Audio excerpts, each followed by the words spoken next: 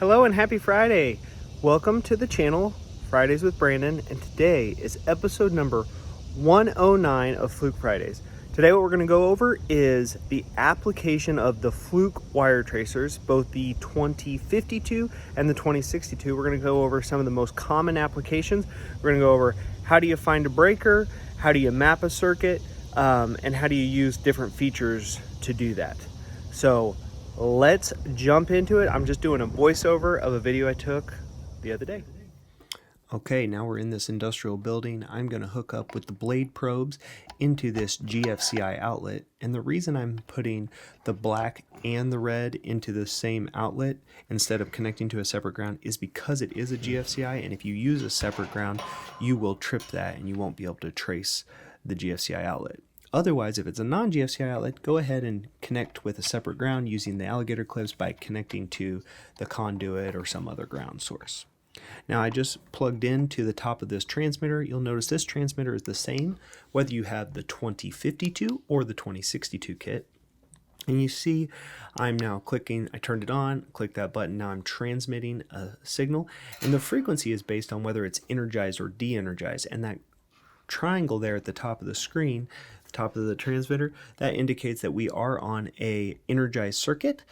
So it's transmitting an energized signal. If it was a de-energized signal, the transmitter will automatically send a different frequency. Now we're over at the panel and I'm in first mode on the 2052. And this is just indicates either green, all or nothing. Then I do second one, and I like to use that first one maybe on the outside of the cabinet and whatnot. The second mode that I'm in is more of a traditional mode where you have 99 to 1, and I know it's kind of hard to see this, so bear with me, but I'm trying to hold the camera and the tool at the same time. And what I'm doing is going around, and you can auto adjust the sensitivity by hitting that, or not auto adjust, you can adjust the sensitivity by hitting the plus or minus arrow on the front of the screen and control the volume on the left hand of the instrument itself. Now I'm in the second mode. This is breaker finding mode, and what this is doing is this is scanning. It's looking for the strongest signal and it's rejecting anything that's lower than that strongest signal. So you can see it doesn't indicate any green arrows on that side anymore, and it's going to lock onto the right breaker here in a second. So it locked onto that breaker and only that breaker. Now if you look at the top left hand corner, there's a circle with a little lightning bolt in it that indicates energized signal. I flip it off, it pauses out for a second, then the transmitter transmits it de-energized and we see a de-energized circle. Now we're jumping over to the 2062 receiver, and we're going to go through a couple of those modes too. We're going to skip the smart sensor today because that is just like the that's only going to be for more residential applications because it can't be in conduit or MCC to use that behind the wall. This is breaker finding mode, just like the other one, and you see that green arrow indicates on the screen when it sees a stronger signal. I do a better job of keeping the tool in the frame of the camera this time, the field of view, and I'm going up and down, and we're going to see it'll lock onto the same one again. Now it does indicate it sees a small signal with the top arrow, but the bottom arrow does not turn solid green until you get back to the actual breaker. So we get back to it. I think I might turn it off again, and you'll see that signal. Now it's the top right hand corner. There's a circle with the red indication of energized, and now you have de-energized. Okay, so you're confident that you actually turned off where you wanted to be because the transmitter went from an energized frequency to a de-energized frequency. Next, we're going to go back to the tip sensor mode, and this is one that you have to adjust the sensitivity yourself.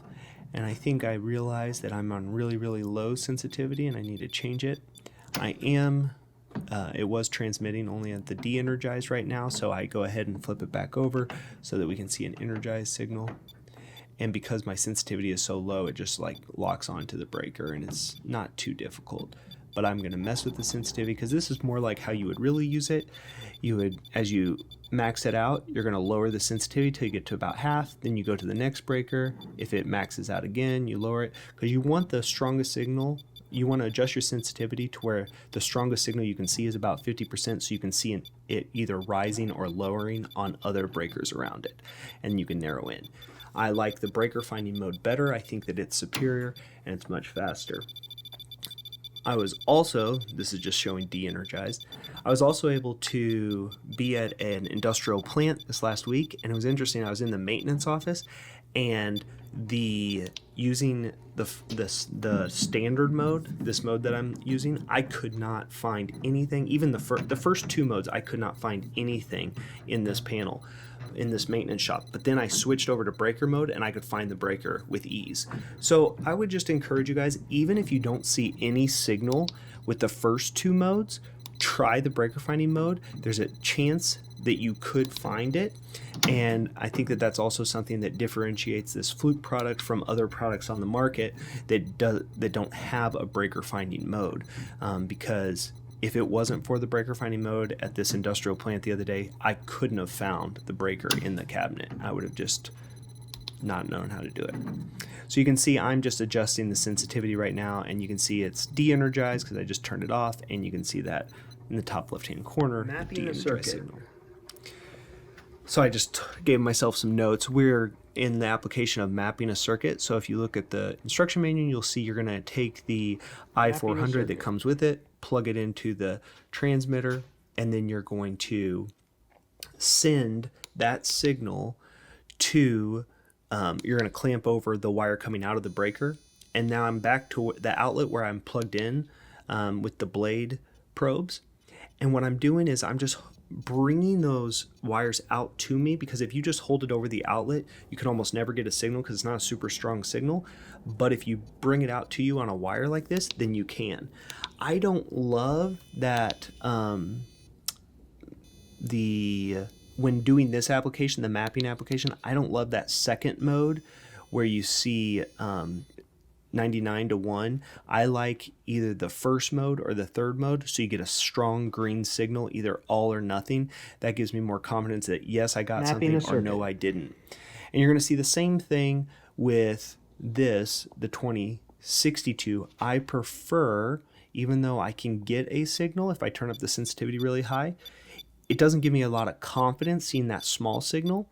So I prefer to go into breaker finding mode because it gives me a strong green light. The only thing I would recommend is if you do this, bring the sensitivity up when you're in breaker mode, and then you can get that strong green light. And then if you go from one circuit to another, or one outlet to another, go ahead and turn that sensitivity up again. Okay, I hope that was helpful. I might do another video in the future on a little bit more application on some more advanced features. Like, I haven't tried underground locating with this, but I'm told that you can do it with these. So I want to try that at some point. If there's another application you want me to try, please let me know in the comments below.